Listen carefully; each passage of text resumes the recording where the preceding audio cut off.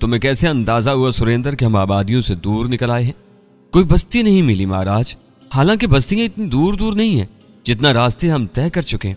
इसमें तो बहुत सी बस्तियां मिलनी चाहिए थी। और ये बात है। हाँ महाराज, सुरेंद्र ने कहा। ठीक है सुरेंद्र, हम तो यात्री हैं और जरूरी नहीं है कि इंसानों की तैयार की हुई मंदिरों की इमारतों को ही तलाश करें और इनमें भगवान को ढूंढें। ये जंगल, दरिया, पहाड़ भी तो हमारे कहने के मुताबिक भगवान ही ने बनाए। इनमें से हर चीज की यात्रा भगवान की यात्रा है। राधे श्याम, राधे श्याम, सुरेंद्र अकीदत से बोला। इन्हें देखो और भगवान को याद करो। सच कहा महाराज, सच कहा। इत्मीनान हो गया। हाँ, और यकीन भी। यकीन कैसा? यही कि तुम्हारे अंदर कोई महान गयानी छुपा हुआ है। तुम जाहिर करो महाराज या ना करो, और ये सच भी है, गयानी खुद को छुपा कर रखते हैं, तो तुम भी खुद को छुपाए हुए हो। परंतु अब सुरेंद्र को तुम्हारे बारे में मालूम हो चुका है। अब वो तुम्हारी सेवा करके ज्ञान हासिल करेगा। सेवा तो तुम अब भी कर रहे हो सुरेंद्र, मैंने हंसते हुए कहा। नहीं महाराज, अब तो सुरेंद्र तुम्हारा दास है। सुरेंद्र ने कहा और मैं खामोश हो गया। मैं इस बेचारे का दिल नहीं तोड़ना चाहता था। कच्चे ज़हन का मालिक था या फिर इसके ज़हनी पहुंच यहां तक की थी, इसलिए उसे भी जिंदा रहने के लिए सहारे की जरूरत थी। रहा मेरा सवाल, तो आबादियों की तलाश तो मुझे भी थी, लेकिन जरूरी नहीं था कि आबादियां फौरन मिल जाती। इस पूरे इलाके को देखना भी दिलचस्पी से खाली नहीं था। और सबसे बड़ी बात तो यह थी कि मुझे यहाँ किसी ऐसे आलम की तलाश थी जो मुझे पुरस्रार अलूम सिखा दे, जिसे जादू कहा जाता है। सुरेंद्र ने थैले खोले, इनमें से बेशुमार चीजें थी। उसने उम्दा खुराक तैयार की और हम दोनों ने पेट भर लिया। घोड़ों के लिए भी सुरेंद्र ने चारा इकट्ठा कर लिया। पानी भी मिल गया था। चुनाचे घोड़ों को खिला पिला कर दरख्त से बांध दिया गया और हम भी आराम करने लगे थे। दूसरी सुबह बेहद खुशगवार थी। चिड़ियों की हसीन चहचहाट ने जगा दिया। सुरेंद्र भी उठ गया। सुबह का यह हसीन मंजर हम दोनों को बेहद पसंद आया और सुरेंद्र भगवान के गुण गाने लगा। वो एक भजन गा रहा था और उसके मासूम बोल चिड़ियों की आवाज से हम आहंग होकर बहुत प्यारे लग रहे थे। फिर वो खामोश हो गया। भोजन तैयार करूं महाराज? तुम्हारी मर्जी, मैंने मुस्कुरा कर जवाब दिया। ऐसी पवित्र सुबह मैंने कभी नहीं देखी महाराज, उसने गहरी गहरी सांसें लेते हुए कहा। कभी जंगल में रात नहीं गुजारी? गुजारी है महाराज, परंतु ऐसा स्वाद कभी नहीं पाया, महसूस न किया होगा। ये बात नहीं है महाराज। फिर ज्ञानियों का साथ बड़ी बात होती है।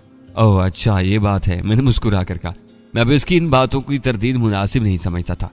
अगर वो धोखे में है तो मुझे क्या, मैं इसका दिल क्यों तोड़ूं। रोशनी फैल गई और सुरेंद्र नाश्ता तैयार करने में मसरूफ हो गया। फिर हम दोनों ने नाश्ता किया और घोड़ों पर सवार होकर चल पड़े। ये पूरा दिन भी सफर में गुजर गया और मुझे सुरेंद्र का ख्याल ही दुरुस्त महसूस होने लगा।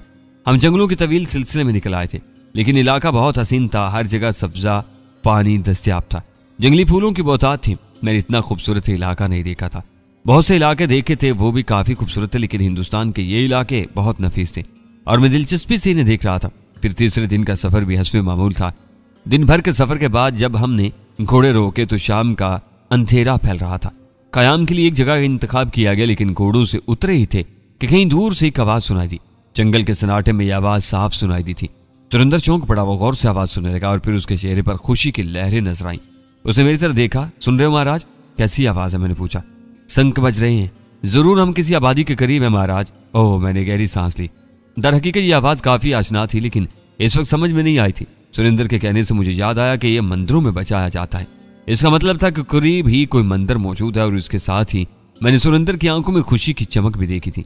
अब क्या ख्याल है महाराज? आवाज ज्यादा दूर से नहीं आ रही, सुरेंद्र बोला। आओ, मैंने उसे कहा और हमने घोड़ों को आगे बढ़ा दिया। शंख की आवाज हमारी राहबर थी। शंख की आवाज हवाओं के दोष पर दूर तक चली आई थी। काफी फासला तय करने के बाद हमें रोशनी नजर आई। चिराग किसी ऊंची जगह पर चल रहा था। बहरहाल थोड़ी देर के बाद हम उस जगह पहुंच गए। कच्ची मिट्टी की एक ऊंची लाट खड़ी हुई थी, जिसके ऊपरी हिस्से में चिराग रोशन था। चारों तरफ सुरमई मिट्टी का अहाता था और इसका दरवाजा लकड़ी का बनाया गया था। मैं और सुरेंद्र खुले दरवाजे के पास पहुंचे, फिर अंदर दाखिल हो गए। अंदर सफेद धोतियों में मलबूस घुटे सर वाले लोग मौजूद थे। जगह जगह कच्ची मिट्टी के बने हुए अजीब उल खलकत बुत सादा थे और पुजारी इनके सामने दो जानू थे, लेकिन तारीकी इतनी गहरी नहीं थी कि हम उनकी शक्लें न देख सकते। इनके चेहरे हिंदुस्तान के दूसरे बाशिंदों से किसी कदर मुख्तलिफ थे। चिपटी चिपटी नाकें और किसी हद तक छोटी आंखें। चेहरे ज्यादा सफेद नहीं थे, बल्कि इन पर किसी हद तक जर्दी खड़ी हुई थी। अभी तक हमारी तरफ किसी ने तवज्जो नहीं दी थी। संकब भी बज रहा था, घंटियों की आवाजें भी उभर रही थी। फिर काफी देर के बाद पूजा खत्म हुई और चंद लोग मिठाई और फलों के थाल लिए लोगों के दरमियान घूमने लगे। शायद अभी तक उन्होंने हमारी शक्लें नहीं देखी थी और हमें अपनों ही में समझ रहे थे, लेकिन थालों की मिठाई बांटते हुए वो हमारे पास पहुंचे तो फिर हमारी शक्लें देख कर चौंक पड़े। इनमें से एक ने हमसे कुछ कहा, लेकिन इब्तिदा में उसके अल्फाज न समझ सका और सुरेंद्र मेरी शक्ल देखने लगा। क्या कह रहे हैं ये सुरेंद्र? मैं नहीं समझ सका महाराज। ये इलाका दूसरा मालूम होता है तो ये हिंदू धर्म से ही महाराज, मगर इनकी तो सूरतें भी हमसे अलग हैं और इनकी भाषा हमारी समझ में तो नहीं आ रही। इस दौरान वो लोग हमसे बहुत से सवालात कर चुके थे और हमारी तरफ से जवाब न पाकर आपस में गुफ्तगू करने लगे। मैंने अपनी इंसानदानी को आवाज दी और इन पर गौर करने लगा। सदियों की बख्शी हुई कुव्वत इस्तेमाल करने से मुझे इनकी गुफ्तगू समझने में आसानी होगी और मैं उनकी गुफ्तगू में गौर करने लगा। वो कह रहे थे सूरज से ज्ञानी मालूम होते हैं, फिर ये हमारी बातें क्यों नहीं समझ रहे?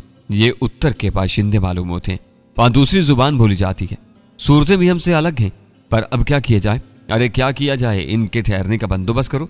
महान तो भगवान का अवतार होता है, हम इनकी सेवा करेंगे, ठीक है, मगर हम इनसे बातें कैसे करें? मैं कोशिश करता हूँ, उनमें से एक ने कहा और फिर वो मेरे सामने आ गया। उसने इशारों में न्याजमंदी का इजहार किया और अपने साथियों की खुशी के बारे में बताने लगा। दरम्यान में वो अल्फाज का सहारा भी ले रहा था, लेकिन गैर इख्तियारी तौर पर मैं अलबत्ता उनके अल्फाज बखूबी समझ रहा था। जब वो अपना माफियुल ज़मीर बता चुका तो मैंने सुकून से कहा, तुम्हारा शुक्रिया दोस्तों, तुम्हारी बस्ती का नाम क्या है?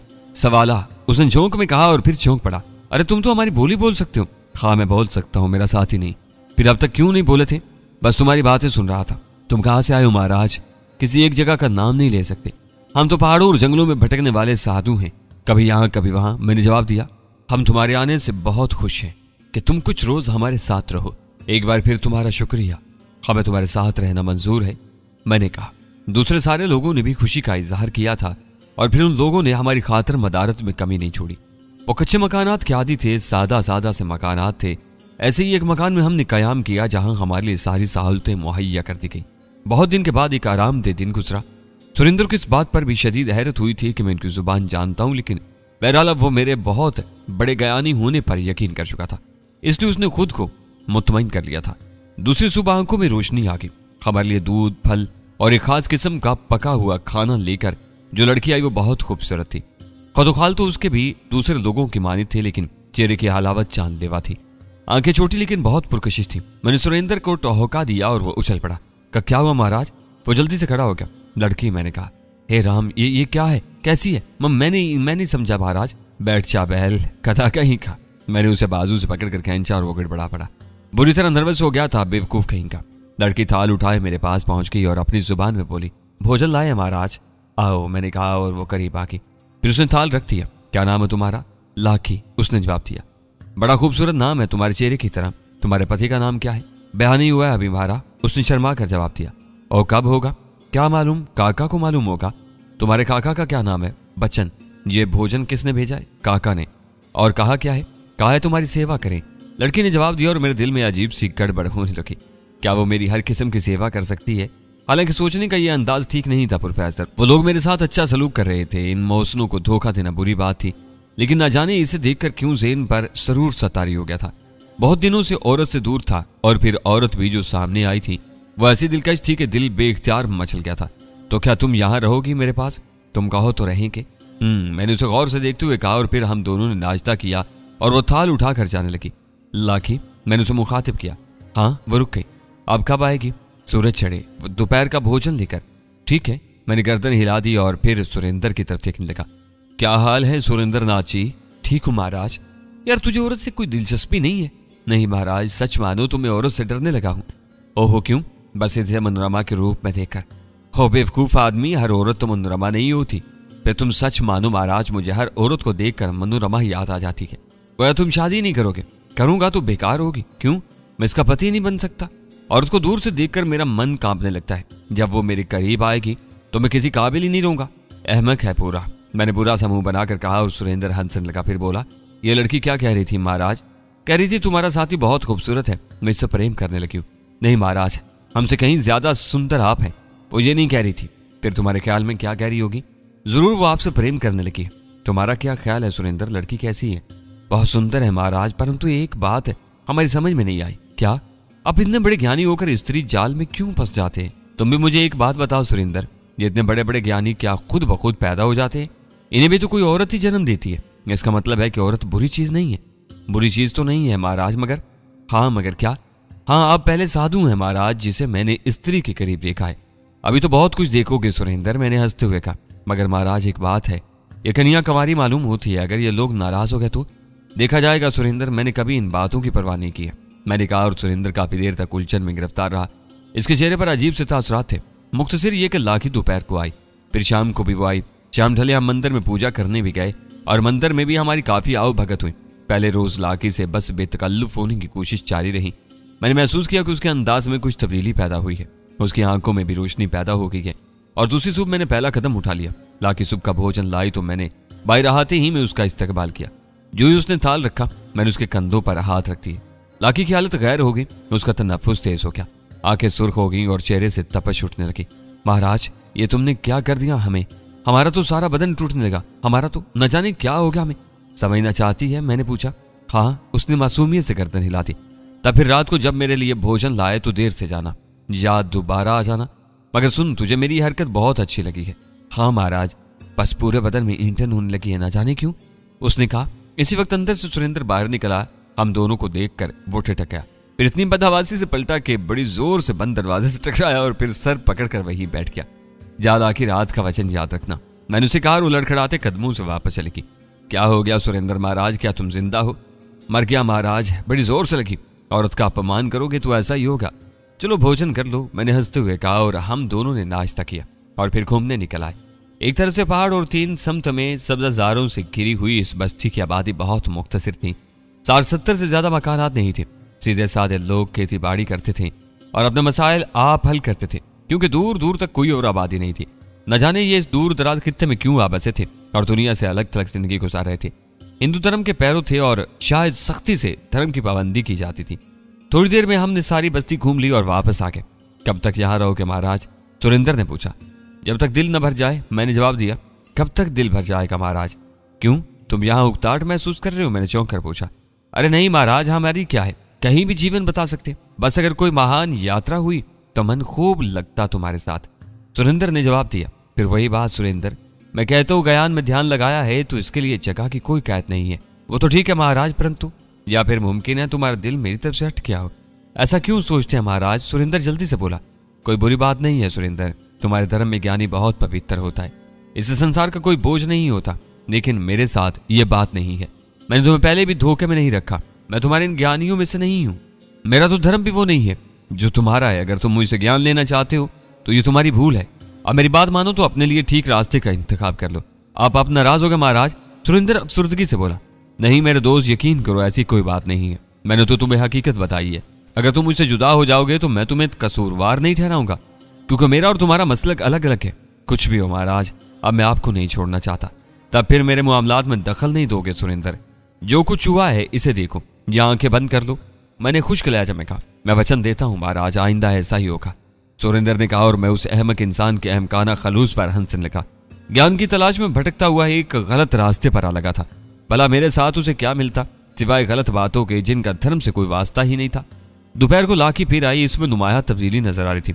खुद को सजाने के लिए उसने हल्के से जेवर और आराइश की दूसरी चीजें इस्तेमाल की थी। उसकी आंखों में बेपनाह चमक नजर आ रही थी। अरे लाकी क्या बात है, तू तो बड़ी खुश है। मैंने कहा। क्या मैं सचमुच खुश हूँ महाराज? हाँ, तेरा तो रूप ही बदल गया। सब यही कह रहे हैं, जो देख रहा है यही कह रहा है। अब मैं किसी को क्या बताऊं कि मुझे क्या हो गया। लक्ष्य मुर्दार तो पीछे ही पड़ गई। लक्ष्य कौन है? मेरी सखी है, पर मैंने उसे भी नहीं बताया।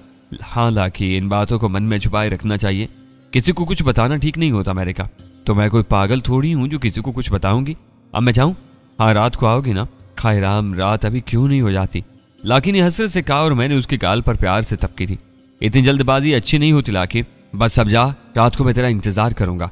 और वो चली गई। उसके जाने के बाद मैंने गहरी सांस ली और सुरेंद्र की तरफ चल पड़ा। मुझे भी रात का इंतजार था, इसके साथ ही मेरे बदन में खुशगवार लहरें तोड़ रही थी। फिर रात हो गई, आसमान अबरआलूद था। न जाने क्यों ये रात काफी सुनसान सी थी। अभी तक रात का खाना नहीं आया था। शायद लाकी ने जानबूझकर देर की थी ताकि फिर आराम से मेरे साथ रह सके। मैं इसका इंतजार कर रहा था, काफी देर हो गई। सुरेंद्र भी खाने के इंतजार में था। क्या बात है महाराज, लाकी नहीं आई?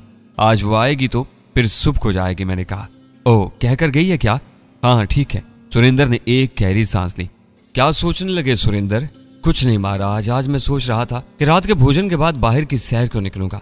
रात को चंद्रमा के नीचे सैर किए हुए कई दिन गुजर गए। हाँ जरूर, तुम एक अच्छे दोस्त, अच्छे साथी हो, मैंने सुरेंद्र की बौखलाहट भांपते हुए कहा। और सुरेंद्र बंगले झांकने लगा। इसी वक्त बाहर कदमों की चाप सुनाई दी और फिर किसी ने दरवाजा खोला। लाकी खाना लेकर आ गई थी। अब वो बेधड़क अंदर आ जाती थी, लेकिन इस वक्त शर्मा रही थी शायद। अंदर आ जाओ लाकी, मैंने कहा और वो अंदर आ गई, लेकिन ये लाकी नहीं थी। मैं चौंका। कौन हो तुम? लाकी कहाँ गई? मैंने पूछा। हम संथी हैं महाराज, खाना लाए हैं। लड़की की सहमी हुई आवाज सुनाई थी। लाकी कहाँ गई? मर गई महाराज। उसने सिसकी सी ली और मैं उछल पड़ा। मुझे अपने कानों पर यकीन नहीं आया। सुरेंद्र मुझे ताज्जुब से देख रहा था। क्या हुआ उसे? क्या कह रही हो तुम? मैंने खड़े होकर पूछा।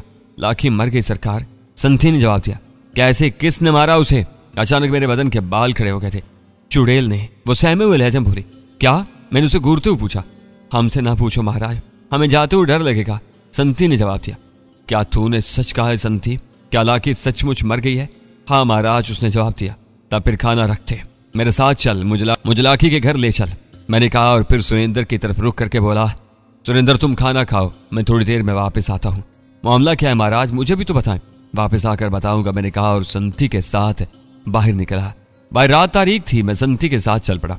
एक बात बता संथी, लेकिन बिल्कुल सच। जी महाराज, लाकी को इसके बाप या भाई ने कत्ल किया या इसके किसी और अजीज ने? अरे वो इसे क्यों मारते महाराज? इसे तो हाँ बोल।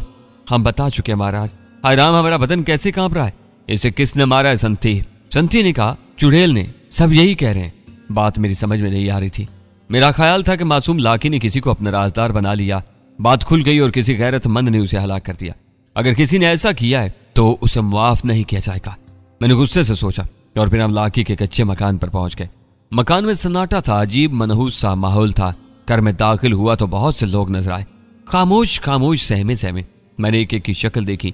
किसी के चेहरे पर ऐसे तासुरात नजर नहीं आए जो मेरे लिए बुरे होते। लाकी का बाप कहाँ है, मैंने पूछा और किसी ने लाकी के बाप को आवाज दी। वो मेरे पास पहुंच गया। उसकी आंखों में आंसू भरे हुए थे। मर गई, हमारी लाकी मर गई महाराज। चुड़ैल ने उसकी गर्दन दबा दी। कैसी चुड़ैल? कहां से आई थी? मैंने गुर्रा कर पूछा। मेरी आंखों देखी बात है, तुम्हारे लिए भोजन परोस रही थी, बड़ी खुश थी। आज सुबह से बात बात पर हंस रही थी। ना जाने क्यों फिर इसने थाल रखा और इसी वक्त, हाय भगवान, मैंने फौरन देखा। काली भजंग, लाल आंखें, जुबान बाहर निकली हुई और लंबे लंबे हाथ। अरे उसने मेरी लाकी की गर्दन पकड़ ली और फिर लाकी की चीख सुनाई थी। हाय राम, मैं तो कुछ भी ना कर सका उसके लिए, बस वो मर गई। हाय राम, लाकी मर गई। उसकी अर्थी कहाँ है? मैंने पूछा। अर्थी बन गई है, सुबह को शमशान ले जाएंगे, मुझे दिखाओ, मैंने कहा और लाकी का बाप मुझे उसकी अर्थी के पास ले गया। तब मैंने रंजो अफसोस के साथ हसीन लाकी को देखा।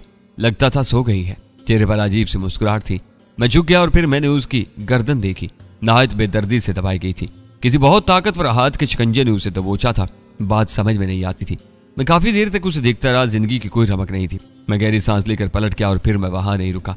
लाकी के घर वालों के चेहरे मैंने बगौर देखे थे। अगर मेरे मामले में लाकी को कत्ल किया गया होता तो यकीनन उनमें से किसी के चेहरे पर मेरे लिए भी नफरत होती, लेकिन ऐसी कोई बात नजर नहीं आ रही थी।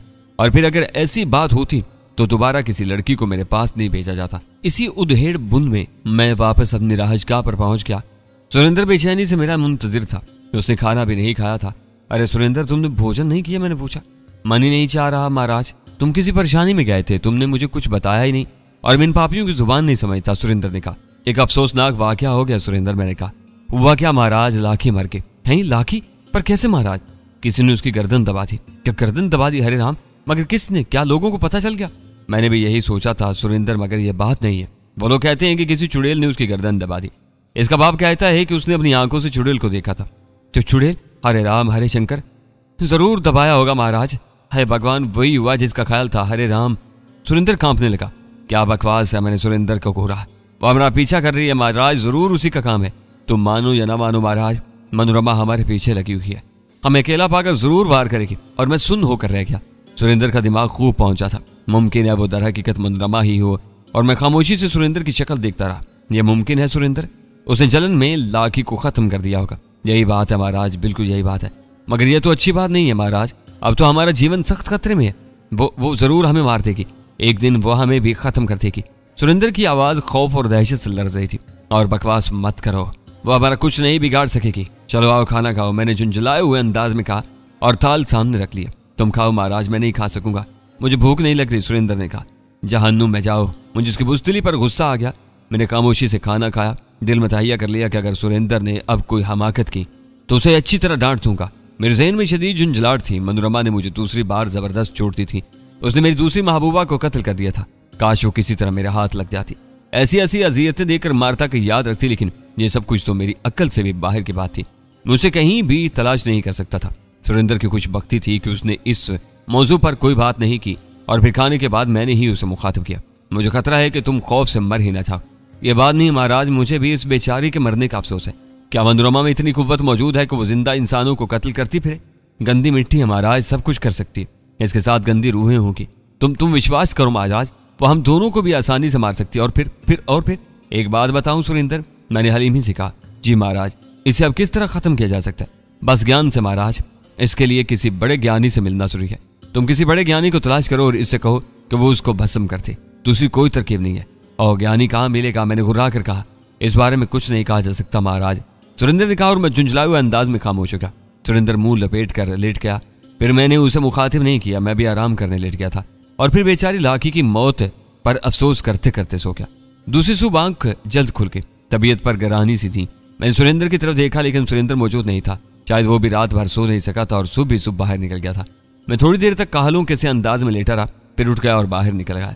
सुरेंद्र नजर नहीं आ रहा था। न जाने मेरे जहन में क्या ख्याल आया कि मैं बाहर निकला, और फिर मैंने एक गहरी सांस ली। एक घोड़ा गायब था। पहला ख्याल जो मेरे जहन में आया था वो यही था कि सुरेंद्र मुझे छोड़कर भाग गया। उसकी वजह भी मनोरमा का ख्याल ही था। सुरेंद्र आम हालात में शायद मेरा साथ न छोड़ता, लेकिन मनोरमा के खौफ ने उसे मेरा साथ छोड़ने पर मजबूर कर दिया।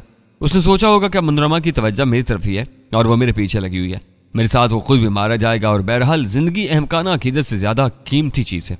मेरे ख्याल में सुरेंद्र ने मुनासिब फैसला किया था। मुझे उसके फैसले से कोई दुख नहीं हुआ। वो मेरे लिए ज्यादा अहमियत नहीं रखता था, बल्कि एक तरह से एक फजूल साथी था।